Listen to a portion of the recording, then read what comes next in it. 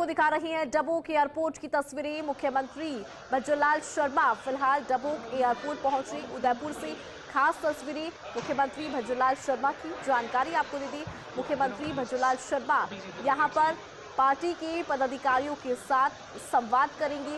वो तस्वीरें भी बहुत खास होगी। लेकिन फर्स्ट ऑन फर्स्ट इंडिया ये तस्वीरें डबोक एयरपोर्ट से, ये खास तस्वीरें, लाइव तस्वीरें आपकी टेलीविजन स्क्रीन पे। तो पार्टी के पदाधिकारियों के साथ संवाद किया जाएगा। मुख्यमंत्री भज्जूलाल शर्मा संवाद यहां पर करेंगे। तो बड़ी जानकारी आपको दे रही है। एयरपोर्ट के पास एक होटल में पार्टी पदाधिकारियों के साथ संवाद। मुख्यमंत्री भज्जूलाल शर्मा पहुंचे हैं डबोक एयरपोर्ट। एयरपोर्ट के पास एक होटल में पार्टी पदाधिकारियों के साथ बातचीत करेंगे, संवाद करेंगे। बेहद खास तस्वीरें आपने देखी मुख्यमंत्री भज्जूलाल शर्मा की डबोक एयरपोर्ट जब पहुंचे। तो वो तस्वीरें हमने आपको दिखाई। मुख्यमंत्री का काफिला, तस्वीरों में आपने देखा कि किस तरह से पूरे सिक्योरिटी के साथ, पूरे प्रोटोकॉल के साथ डबोक एयरपोर्ट पर नजर आए मुख्यमंत्री भज्जूलाल शर्मा।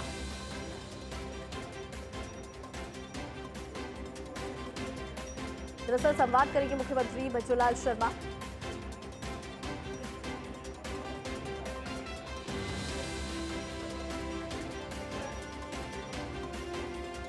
तो मुख्यमंत्री भज्जूलाल शर्मा की तस्वीरें आप देखिए। फर्स्ट ऑन फर्स्ट इंडिया तस्वीरें बहुत खास। सूबे के मुखिया भज्जूलाल शर्मा पार्टी के पदाधिकारियों के साथ संवाद करेंगे।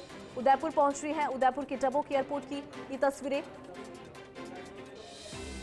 फर्स्ट ऑन फर्स्ट इंडिया ये तस्वीरें। एयरपोर्ट के पास एक होटल में पार्टी के पदाधिकारियों के साथ संवाद का कार्यक्रम। सूबे के मुखिया भज्जूलाल शर्मा वहां पहुंचकर बातचीत करेंगे। संवाद यहां पर किया जाएगा। बहुत खास ये संवाद, बहुत महत्वपूर्ण ये संवाद होने जा रहा है। लेकिन फिलहाल ये तस्वीरें बहुत खास। सूबे के मुखिया भज्जूलाल शर्मा की ये तस्वीरें।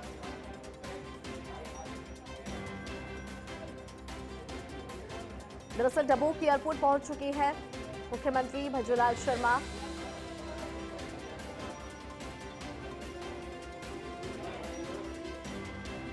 उदयपुर से बड़ी जानकारी आपको दे रही है मुख्यमंत्री भज्जूलाल शर्मा से जुड़ी हुई। एयरपोर्ट के पास एक होटल में संवाद का कार्यक्रम, वहां पर मुख्यमंत्री भज्जूलाल शर्मा पहुंचेंगे और संवाद यहां पर किया जाएगा। इसी खबर पर विस्तार से जानकारी लेंगे। सहयोगी रवि हमारे साथ फोन लाइन पर है। रवि, देखिए मुख्यमंत्री भज्जूलाल शर्मा जो है पार्टी के पदाधिकारियों के साथ संवाद करेंगे, लेकिन फिलहाल अपडेट मिला है कि डबोक एयरपोर्ट पहुंचे हैं। जानकारी दीजिए किस तरह से संवाद होगा।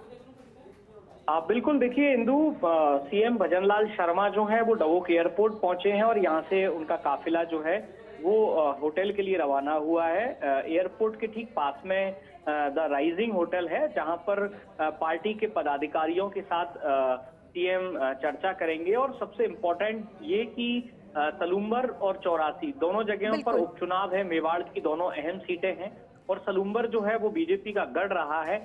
साथ ही चौरासी में जो है एक कशमकश की स्थिति है। तो ऐसे में सीएम भज्जूलाल शर्मा की कोशिश यही है कि मेवाड़ की ये दोनों सीटें हैं जहां पर उपचुनाव है, ये दोनों सीटें पार्टी जीते।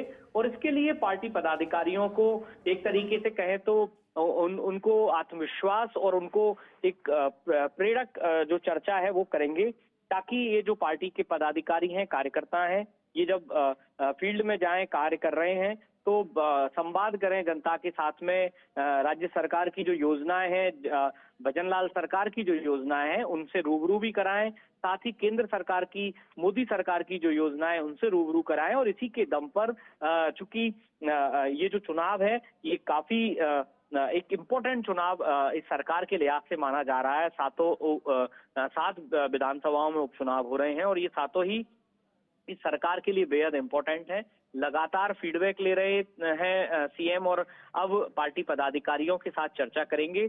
और एक तरीके का एक मॉडल, इसे पॉलिटिकली अगर माना जाए तो एक तरीके का मॉडल इजाद किया है कि जब भी चुनाव हुए हैं उससे पहले लगातार संगठनात्मक बैठकें जो हैं वो सीएम ने की हैं। और इन बैठकों का सबसे बड़ा मकसद ये है कि पार्टी को मजबूत करना, अंतिम छोर तक पार्टी को मजबूत करना। और साथ ही साथ ऐसे अगर कोई कार्यकर्ता जिनके मन में किसी भी तरह की कोई भी संशय हो किसी भी तरह की कोई अगर नाराजगी भी है तो उस नाराजगी को वो भी दूर किया जाए और उन्हें सबको एक मंच पर लाकर, एक जाजम पर लाकर और सबको पार्टी के प्रति संवेदनशील बनाया जाए। उन्हें इस बात के लिए ताकीद किया जाए कि पार्टी सर्वोपरि है, किसी का भी व्यक्ति विशेष का कोई जो व्यक्तिगत हित है वो ज्यादा मायने नहीं रखता। उससे सबसे ज्यादा मायने रखता है कि पार्टी सर्वोपरि रहे, पार्टी इन चुनावों में जीते और पार्टी को, संगठन को मजबूती मिले। और यही मकसद इस बैठक का भी होगा, जो बैठक द होटल द राइजिंग में होगी।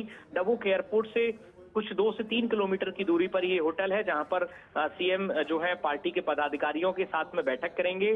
सलूमर उपचुनाव जो है, मैं बताऊं, सलूमर जो है लगातार 3 बार भाजपा ने यहाँ पर जीत दर्ज की।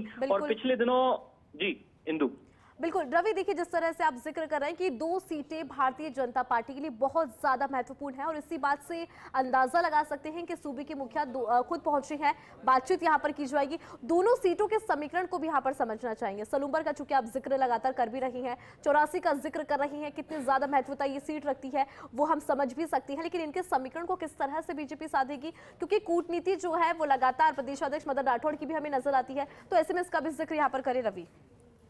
बिल्कुल, देखिए भाजपा की रणनीति बेहद स्पष्ट है और उस स्पष्टता को हम इस बात से समझ सकते हैं कि जब भाजपा ने शांता जो देवी हैं जिनका टिकट फाइनल किया, अमृतलाल मीणा दिवंगत विधायक, उनकी पत्नी है जिनको ये टिकट दिया गया था, उससे पहले किसी भी तरह का कोई भी मनमुटाव अगर सामने आया तो उसे समय रहते जो है पार्टी ने मोबिलाइज किया, उसको न्यूट्रलाइज कर दिया एक तरीके से कहें। और जो भी लोग जिन्होंने थोड़ा बहुत विरोध भी किया उनको भी एक मंच पर लेकर आए और उनको इस बात के लिए मान मनोबल की कि उन्हें भी समय के साथ में उनकी योग्यता के अनुरूप पार्टी उनके कद का ध्यान रखेगी।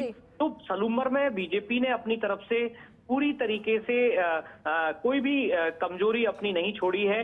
दूसरी तरफ कूटनीति यही है कि दोनों जो पार्टियां हैं विपक्ष में, सबसे बड़ी इंपॉर्टेंट अगर बात करें तो कांग्रेस और बीएपी, भारतीय आदिवासी पार्टी, तो इन दोनों में जो आपसी फूट है, कांग्रेस में दरअसल रेशमा मीणा को टिकट मिला है और रघुवीर मीणा जो वहां के टिकट के दावेदार माने जा रहे थे वो नाराज हुए, उन्होंने अपनी नाराजगी भी जाहिर करी। तो इस नाराजगी का फायदा बीजेपी कहीं ना कहीं उठाना चाहेगी। और साथ ही साथ भारतीय आदिवासी पार्टी जो है, जिसके जितेश कटारा जो है वो कैंडिडेट है, तो उनमें उस पार्टी पे भी किसी तरह का अगर कोई मतभेद अगर इंटरनल है तो उसका भी फायदा उठाना चाहेगी।